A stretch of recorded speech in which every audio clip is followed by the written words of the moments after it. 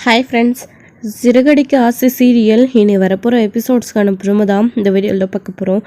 வாங்க ஃப்ரெண்ட்ஸ் பார்க்கலாம்.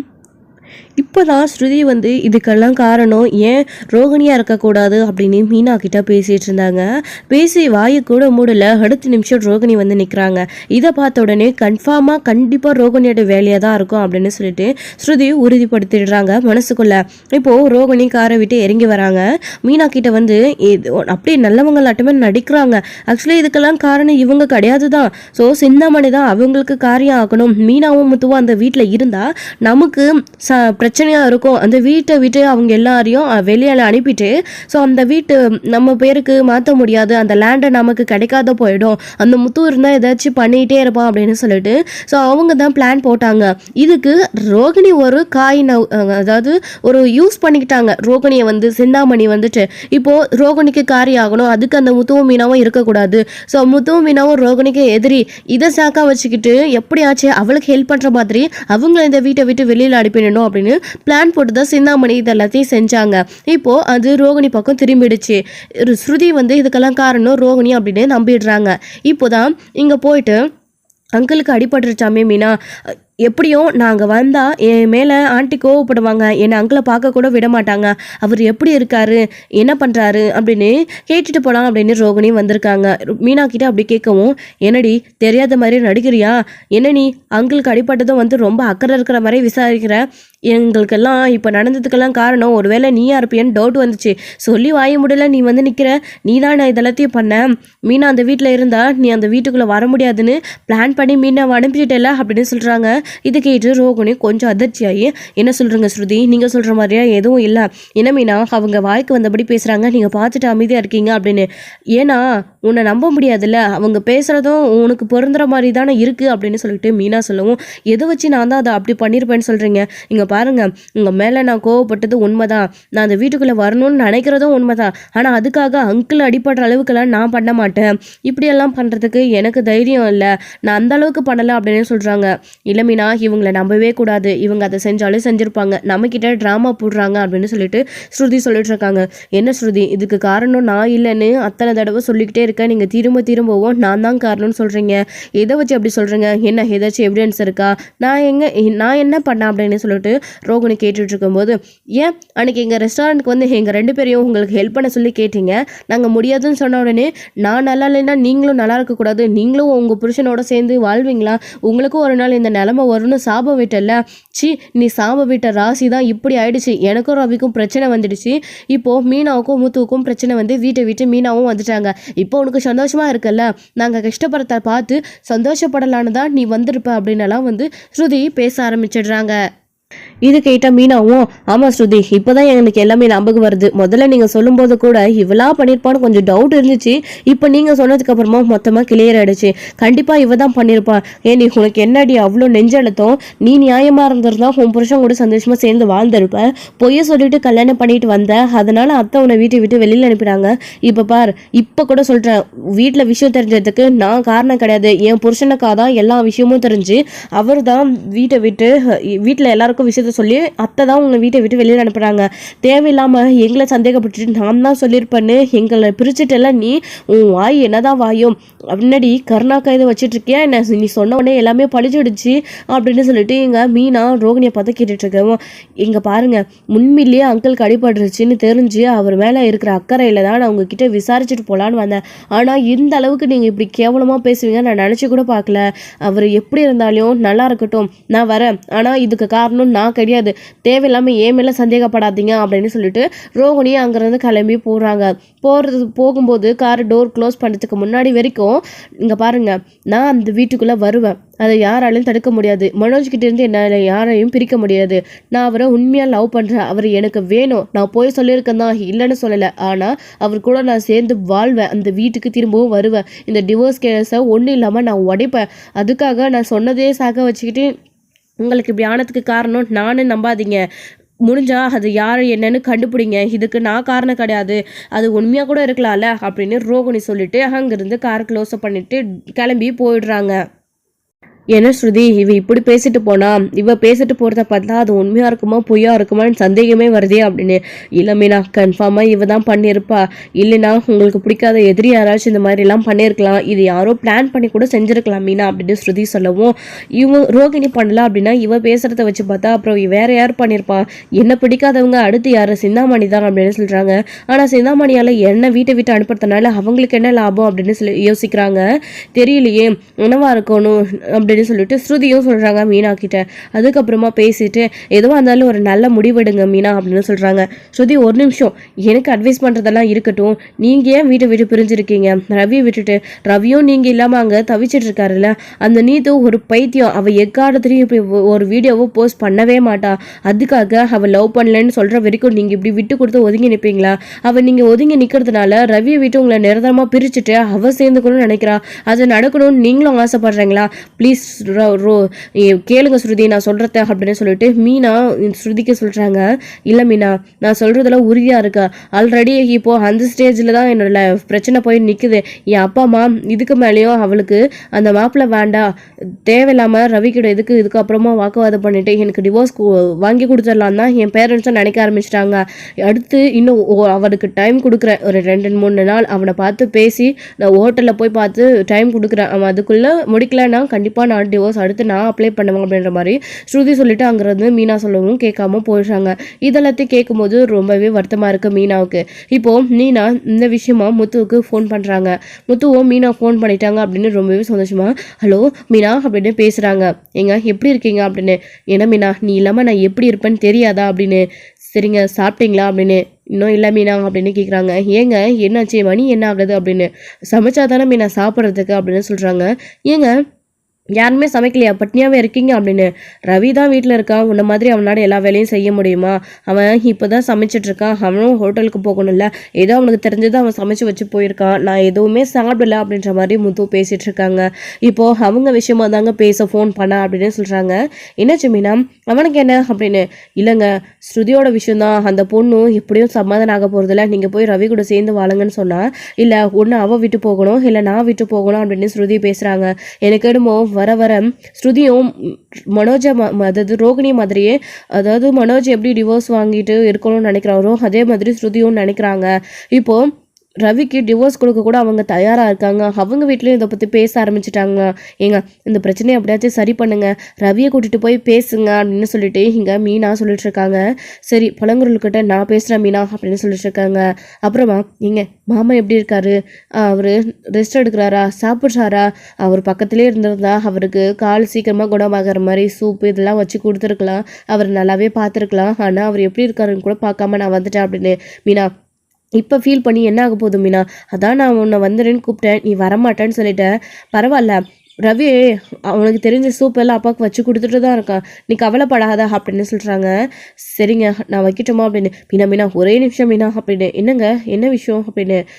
நீங்கள் கரெக்டாக வேலைக்கு சாப்பிடுங்க அப்படின்னு மீனா சொல்கிறாங்க. அது இருக்கட்டும் மீனா, அப்பா கிட்டே நீ ஒரு வார்த்தை பேச, அப்போ தான் கொஞ்சம் தெம்பாக இருப்பார், உன்னை நினச்சி அவர் ரொம்ப கவலையாக இருக்காரு அப்படின்னு சொல்கிறாங்க. ஏங்க அவரை விட்டு தள்ளி இருக்கணும்னு தான் இந்த தூரமாகவே வந்திருக்கிறேன், இப்போ மாமா கிட்ட பேசணுன்னா எப்படிங்க அப்படின்னு. இங்கே பாரு மீனா, தள்ளி இருக்கணும்னு தான் நினச்சேன், பேசாமல் இருக்கணும்னு நினைக்கணும்ல, ஃபோன் பேசு மீனா அப்படின்னு. உடனே ஹீரா அப்பா கிட்ட கொடுக்குறா அப்படின்னு. அப்பா அப்பா அப்படின்னு சொல்லிட்டு வராங்க. வடா முத்து அப்படின்னு அண்ணாமலே வெளியில் உட்காந்துட்டு இருக்காரு. அப்பா மீனா பேசுங்கப்பா அப்படின்னு சொல்லுறது. மீனாவா குடும்பத்து அப்படின்னு சொல்லிட்டு வாங்கி அவரும் மீனா அப்படின்னு பேசுனதும், மாமா எப்படி இருக்குது மாமா உடம்பு, இப்போ பரவாயில்லைங்களா, வலி ஏதாச்சும் இருக்கா, சாப்பிட்டீங்களா, மாத்திரைலாம் டைம் போட்டிங்களா அப்படின்னு எல்லாம் வந்து மீனா கேட்டுட்டு இருக்காங்க. என்னம்மா நீ இது எல்லாத்தையும் நீ கூட இருந்து எனக்கு கவனிச்சுட்டு இருந்திருக்கணும், எங்கேயோ போய் உட்காந்துக்கிட்டு இப்படி ஃபோனில் 3ஆவது மனுஷன் மாதிரி விசாரிக்கிறியே அப்படின்னு கேட்குறாங்க. என்ன பண்ணுறது மாமா, உங்களுடைய நல்லதுக்காக நான் ஒதுங்கி இருக்கணும்னு தான் நினைக்கிறேன், அதுக்காக தான் நான் உங்களை விட்டு தூரமாக இருக்கேன், கவலைப்படாதீங்க மாமா, எல்லாம் சரியாக போயிடும் அப்படின்னு சொல்கிறாங்க. சரிம்மா நீ எப்படி இருக்க அப்படின்னு கேட்குறாங்க. நான் நல்லா இருக்கேன் மாமா அப்படின்னு சொல்கிறாங்க. எப்படியாச்சு சீக்கிரமாக வீட்டுக்கு வர வழியை பாருமினா, அவள் பேச்சு கேட்டுக்கிட்டலாம் நீ அங்கேயே உட்காந்துட்டு இருக்காத அப்படின்னு சொல்கிறாங்க. சரிங்க மாமா, உங்கள் உடம்பு குணமாகட்டும், கொஞ்ச நாள் போகட்டும், அத்தையும் இதெல்லாம் பொய் அப்படின்னு நம்பட்டும், அதுக்கப்புறமா நான் வீட்டுக்கு வரேன் மாமா அப்படின்னு மீனா சொல்லிட்டு இருக்காங்க. இப்போது மீனா கிட்ட பேசிட்டு இருக்கிறத விஜயா நோட் பண்ணிடுறாங்க. அப்படி நோட் பண்ண உடனே வந்து ஃபோனை பிடுங்கி வேகமாக கட் பண்ணிடுறாங்க. ஏங்க என்னங்க நீங்கள் அவளால் தான் உங்களுக்கு ஆபத்து இருக்குன்னு அவளை வீட்டை விட்டு அனுப்பியாச்சு. அவள் போய் எங்கேயோ உட்காந்துட்ருக்கா. அப்பயும் அவகிட்ட ஃபோன் பேசிகிட்டு இருக்கீங்க அப்படின்னு சொல்கிறாங்க. இங்கே பாரு, தூரமாக இருக்கணும்னு தானே அந்த பூசாரி அம்மா சொன்னாங்க. அவகிட்ட பேசவே கூடாதுன்னு ஒன்றும் சொல்லலையே, ஃபோன் தானே பேசினேன், இப்போ என்ன உனக்கு அப்படின்னு கேட்குறாங்க. என்னடா இதெல்லாம் உன் வேலையா? நீ தான் ஃபோன் பண்ணி கொடுத்து பேச வச்சியா? நீ அடங்கவே மாட்டியாடா? அவள் இந்த வீட்டுக்கே வேண்டான்னு நான் சொல்லிட்டு இருக்கேன், நீ என்னமோ அவளை ஃபோன் பண்ணி கொடுக்க சொல்லி பேசிகிட்டு இருக்கீங்க. ஏங்க என்னங்க இதெல்லாம் அப்படின்னு விஜயா கோவப்பட்டு முத்துவையும் அண்ணாமலையும் திட்டிகிட்டு இருக்காங்க. பேசாமல் நீங்கள் ஃபோனை கொடுங்கம்மா அப்படின்னு சொல்லிட்டு முத்து வாங்கிக்கிறாங்க. அப்பா மீனா கிட்ட பேசிட்டீங்களா, விடுங்கப்பா, அவங்க பேசுறதெல்லாம் கண்டுக்காதுங்க, அவங்க அப்போ தான் ஏதாச்சும் சொல்லிக்கிட்டே இருப்பாங்க, பேசுறதுனால ஒன்றும் ஆகிட போகிறதில்ல, பா எனக்கு சவாரி இருக்குது, நான் வரேன்ப்பா அப்படின்னு முத்து கிளம்புறாரு. நீ முத்து சாப்பிட்டுட்டு போடா அப்படின்னு. பரவாயில்லப்பா நான் வெளியில் போய் சாப்பிட்டுக்கிறேன் அப்படின்னு சொல்லிட்டு முத்து கிளம்பி போயிடுறாரு. பாரு இப்போ என்ன ஆச்சு, போய் வேலையை பாரு, கிச்சனில் போய் போட்டது போட்டபடியே இருக்காராட்டங்குது, எல்லாத்தையும் செய்யப்போ அப்படின்னு சொல்கிறாங்க. நான் எப்படிங்க அப்படின்னு. பின்ன யார் செய்வான், வீட்டில் ஒரு மருமக கூட இல்லை, நீ தானே செய்யணும், போ அப்படின்னு அண்ணாமலை சொன்னதான் அவங்களும் கிளம்பி போகிறாங்க. இன்னொரு சைடு பாட்டிக்கு இந்த விஷயம் எல்லாமே தெரிஞ்சிருக்கு. முத்து தான் சொல்லியிருக்காரு. விஷயம் தெரிஞ்ச உடனே பாட்டி ஊருக்கு வந்திருக்காங்க. முத்து அப்படி கோவமாக கிளம்பும் போது பாட்டியை பார்த்துடுறாங்களா. பாட்டியை பார்த்த உடனே முத்து அப்படியே கூப்பிட்டுட்டு திரும்பவும் வீட்டுக்கு வந்துடுறாரு. என்னடா முத்து பார்த்துருக்க சொல்லக்கூடாதா அவனை அப்படின்னு. என்ன பண்ணுறது பாட்டி, எல்லாம் நேரம் வேகமாக அவன் வந்ததுக்கு அப்பா என்ன பண்ணுவார் அப்படின்னு சொல்லிட்டு மேலே கூட்டிகிட்டு வராங்க. அப்பா யார் வந்திருக்கான்னு பாருப்பா அப்படின்னதும், முத்து நீ வெளியில் போகிறேன்னு போனா அப்படின்னு. அப்பா பாட்டி வந்திருக்காங்க, நான் எப்படிப்பா போவேன் அப்படின்னு சொன்னதும், அம்மா வாமா உள்ள அப்படின்னு கூப்பிடுறாங்க அண்ணாமலை. அண்ணாமலை எப்படி இருக்கு அண்ணாமலை உனக்கு அப்படின்னு பாட்டி கேட்டுக்கிட்டே இருக்காங்க. எனக்கு என்னம்மா நல்லதாக இருக்குது, உனக்கு யாரம்மா விஷயத்த சொன்னது அப்படின்னு.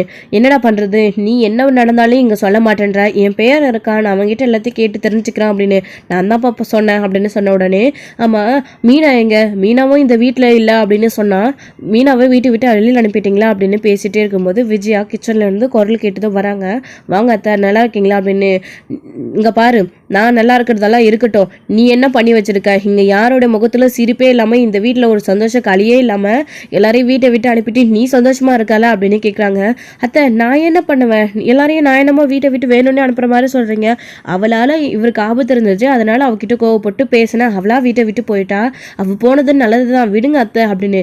இந்த மாதிரி நம்புறதெல்லாம் நீ முதல்ல விடு, தேவையில்லாமல் இந்த மாதிரியெல்லாம் நம்பிக்கிட்டு தான் இப்படியே அண்ணாமலைக்கும் இப்படி ஆயிடுக்கு, மீனாவும் வீட்டை விட்டு வெளியில் போயிட்டான், இப்போ உனக்கு சந்தோஷமாக தான் இருக்கும், அண்ணாமலைக்கு அடிப்பட்ட காரணத்தை வச்சுக்கிட்டே மீனாவை வீட்டை விட்டு வெளியில் அனுப்பிட்டல அப்படின்னு பாட்டி ஒரு பக்கம் இங்கே கோவப்பட்டு விஜயா கிட்ட பேசிட்டு இருக்காங்க.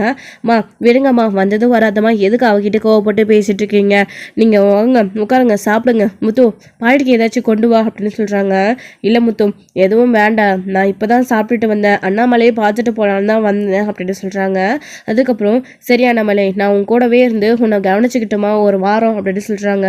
மா உனக்கு ஊரில் வேலை இருக்காதா, இங்கே வந்து உட்காந்துக்கிட்டு நீ என்னம்மா பண்ண போகிற அப்படின்னு. ஏங்க அதான் அத்தையே இங்கே இருக்கிறான்னு சொல்கிறாங்கல்ல, அத்தை இருந்தாங்க எனக்கு கொஞ்சம் ஹெல்ப்ஃபுல்லாக இருக்கும் அப்படின்ற மாதிரி விஜயா சொல்லிட்டு இருக்காங்க.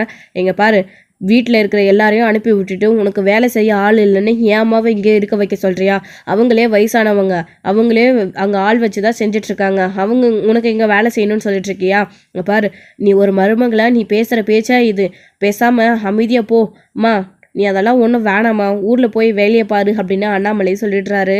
ஆமாம் பாட்டி, எதுக்கு நீங்கள் கஷ்டப்படணும், நீங்கள் வாங்க, உங்களை நான் பஸ் ஏற்றி கூட விட்டுட்டு வரேன், நீங்கள் ஊருக்கு கிளம்புவீங்க, இன்னும் ஒரு நாள் 2 நாள் வேணா அப்பாவை இருந்து பார்த்துட்டு கூட போங்க, இங்கேருந்து அம்மாவுக்கு வேலை செய்யணுன்ற அவசியம்லாம் இல்லை, அமைதியாக வேலையை செஞ்சுட்டு அவள் பாட்டுக்கு அவள் உண்டு அவள் வேலை உண்டு இருந்தா அவளையும் பேசி அனுப்பி விட்டுட்டு இப்போ வேலை செய்ய ஆள் இல்லைன்னு தேடிட்டு தெரியுறாங்களா. ஏன் பாட்டி தான் கிடைச்சாங்களோ உங்களுக்கு வேலை செய்ய, வக்கனையாக பேச மட்டும் தெரியுதுல்ல, நீங்களே எல்லா வேலையும் செஞ்சுக்கோங்க அப்படின்ற மாதிரி முத்து பேசுகிறாரு.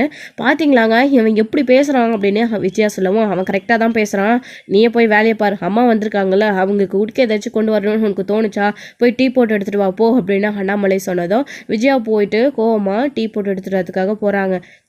அவள் இந்த வீட்டில் வேலைக்காரியாக இருந்தா இப்போது உயிரை வாங்கிட்டு இருக்கா, வீட்டை விட்டு வெளியில் போயிட்டு, முதல்ல இந்த வீட்டுக்கு ஒரு வேலைக்காரி வைக்கணும், இல்லைனா ஒரு மருமகளாக பார்த்து கல்யாணம் பண்ணிட்டு வரணும் மனோஜுக்கு, அவள் வந்தால் எல்லாத்தையும் பொறுப்பையும் அவகிட்ட ஒப்படைச்சிடலாம் அப்படின்னு சொல்கிறாங்க. பணக்கார வீட்டு மருமகளை கல்யாணம் பண்ணிட்டு வந்தா முதல்ல அவங்களுக்கு இருக்கிற பணத்துக்கும் அந்தஸ்துக்கும் இந்த வீட்டுக்கு கல்யாணம் பண்ணிட்டு வந்தா விஜயாவை முதல்ல அவங்க மதிப்பாங்களா, அதெல்லாம் பற்றி யோசிச்சு பார்க்க மாட்டேன்றாங்க.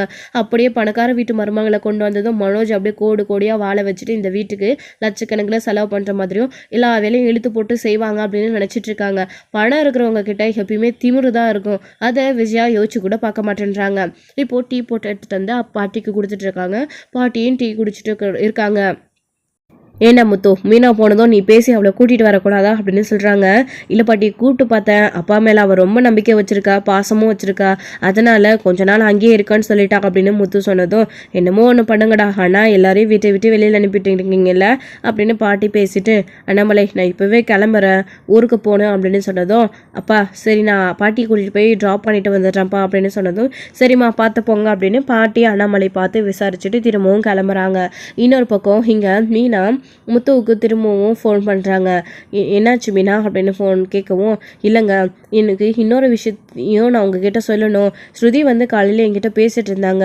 அதுக்கு முன்னாடி இந்த ரோகிணி இங்கே வந்திருந்தா, மாமாவை பற்றி விசாரிச்சுட்டு போனான். ஆனால் அதுக்கு முன்னாடி ஸ்ருதி வந்து அவன் மேலே சந்தேகம் இருக்கிற மாதிரியே சொன்னாங்க. இப்போ நடந்துட்டுருக்கிற எல்லா பிரச்சனைக்கும் ஏன் அவள் காரணமாக இருக்கக்கூடாதுன்னு என்கிட்ட வந்து ஸ்ருதி சொன்னாங்க. நீங்கள் அதை பற்றியும் கொஞ்சம் விசாரித்து பார்க்குறீங்களா? எனக்கு என்னமோ ஸ்ருதி சொல்கிறது உண்மையாக இருக்கும் போல இருக்குது.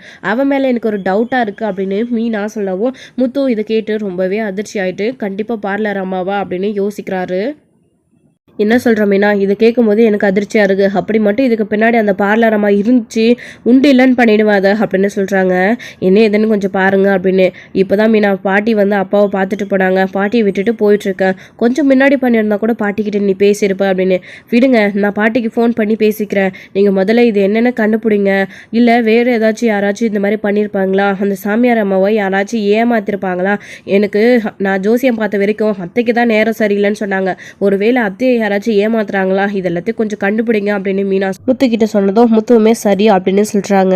ஸோ இதோட இந்த எபிசோட் வந்து முடிச்சிருக்காங்க. அடுத்த எபிசோட்ல என்ன நடக்க போகுது, மீனாவும் ஸ்ருதிக்கும் அவங்களுக்கு சந்தேகம் வந்த மாதிரி மீனா சொன்ன மாதிரி முத்து இதை விசாரிச்சு இதெல்லாம் போய் தான் அப்படின்னு முத்து கண்டுபிடிக்க போகிறாங்களா, என்ன நடக்க போகுது அப்படின்றது எல்லாத்தையுமே வெயிட் பண்ணி நெக்ஸ்ட் வீடியோவில் பார்க்கலாம். Friends thank you. இந்த வீடியோ உங்களுக்கு பிடிச்சிருந்தா உங்களுக்கு லைக் பண்ணுங்கள், ஷேர் பண்ணுங்கள், கமெண்ட் பண்ணுங்கள், மறக்காம பெல் ஐக்கானை கிளிக் பண்ணி வச்சுக்கோங்க.